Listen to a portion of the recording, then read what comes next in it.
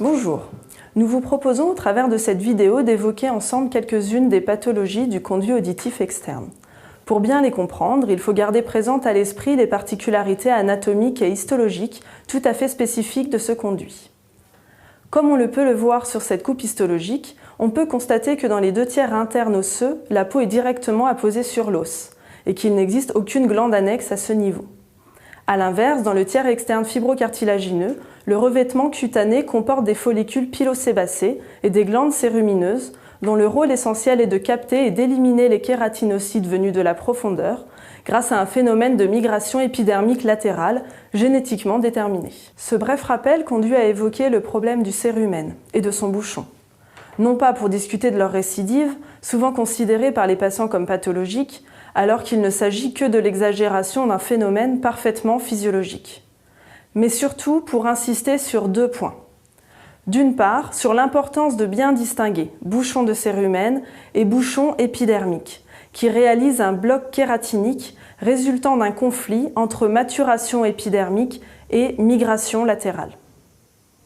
D'autre part, sur la nécessité, comme on peut le voir sur cette diapositive, de ne pas confondre bouchon de cérumen et coulée de lave épidermique, laquelle témoigne d'une poche de rétraction évolutive. Et donc, après toute ablation de bouchon de cérumen profond, il faut toujours vérifier la membrane tympanique sous microscope pour ne pas méconnaître une pathologie d'oreille moyenne associée. Maintenant, nous allons aborder les principales pathologies du conduit auditif externe. Il est important de rappeler qu'il faut de toute façon interroger le patient en première intention pour refaire le point sur son contexte professionnel, ses habitudes, notamment d'éventuelles activités nautiques, et ses antécédents généraux comme l'immunosuppression, le diabète ou des maladies atopiques connues, les pathologies du conduit auditif externe pouvant entrer dans des maladies plus générales. Nous vous proposons de commencer par l'eczéma du conduit auditif externe.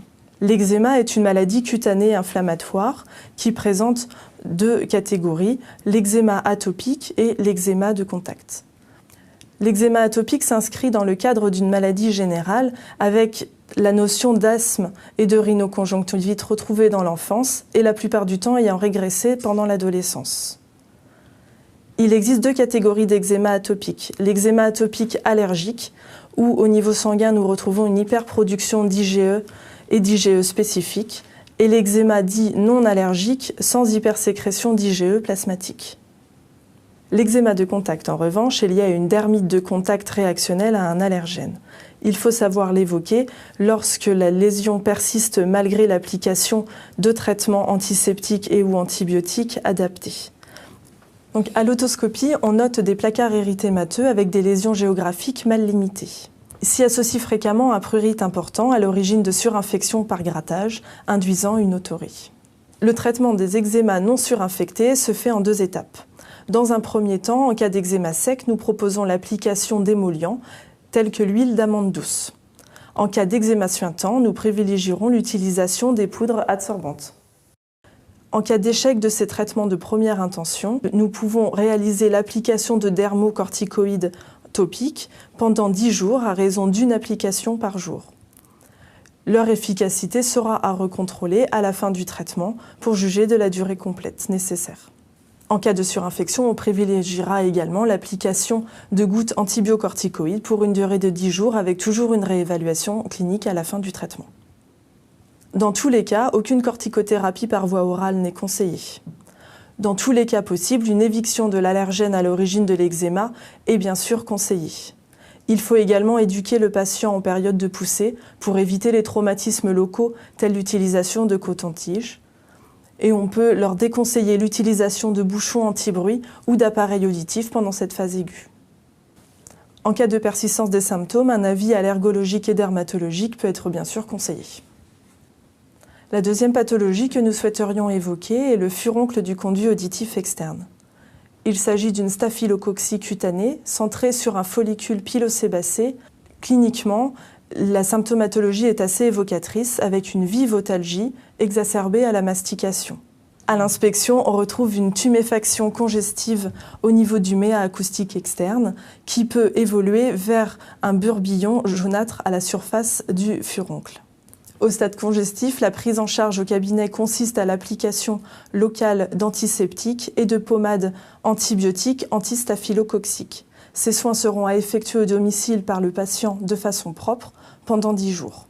Donc, au stade abcédé, la mise à plat de l'abcès doit se réaliser en ôtant le burbillon et en évitant une manipulation excessive du furoncle. Ces soins seront complétés à domicile par l'application d'antiseptiques, mais il n'y a pas lieu d'utiliser des antibiotiques par voie locale au stade abcédé. La prescription d'antibiotiques par voie générale n'est pas systématique et pourra être envisagée en cas de pathologie générale associée, de signes généraux marqués ou de mauvaises évolutions suite aux soins locaux.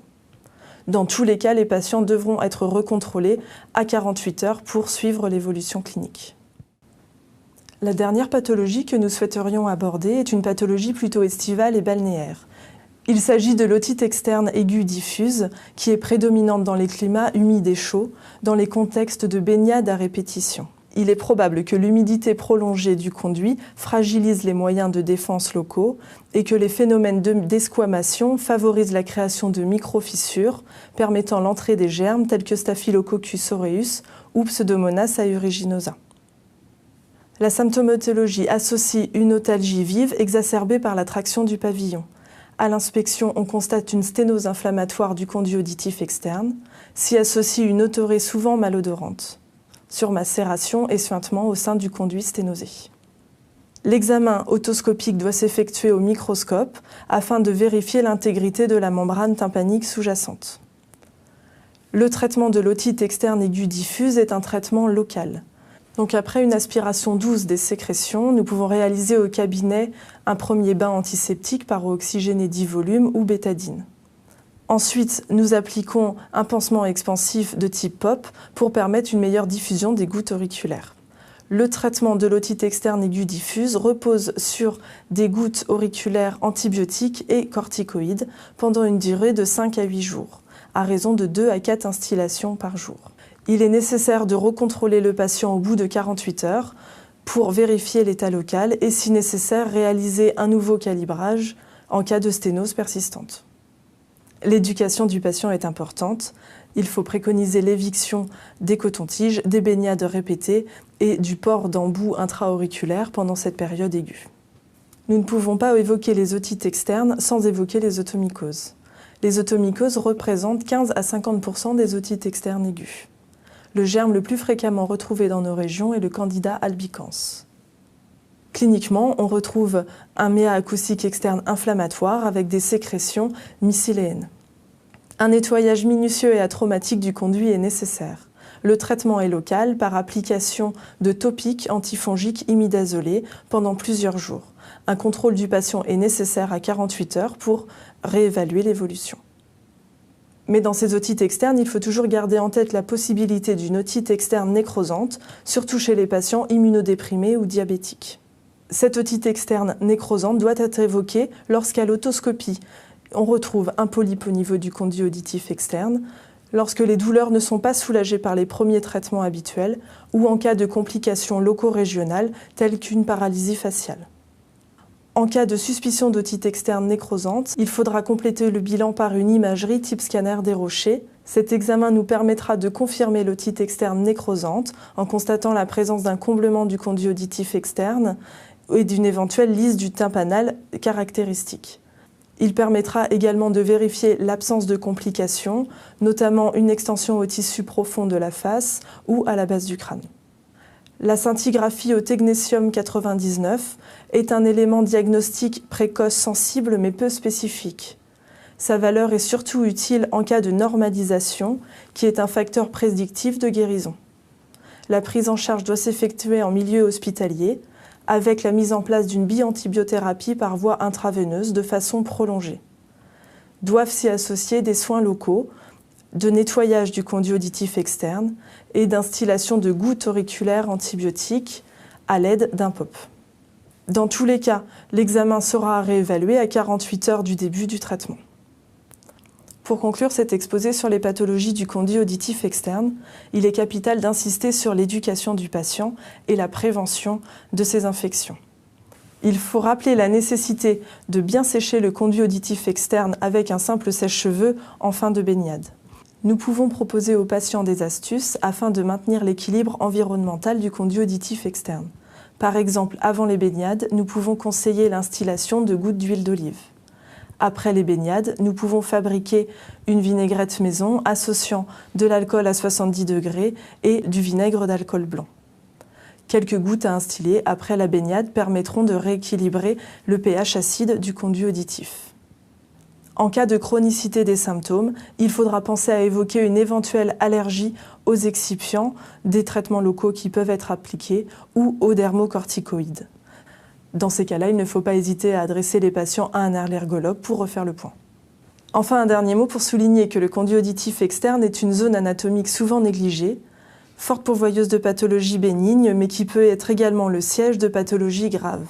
Ainsi, les pathologies du conduit auditif externe doivent toujours être considérées dans le contexte général du patient afin d'optimiser leur prise en charge globale.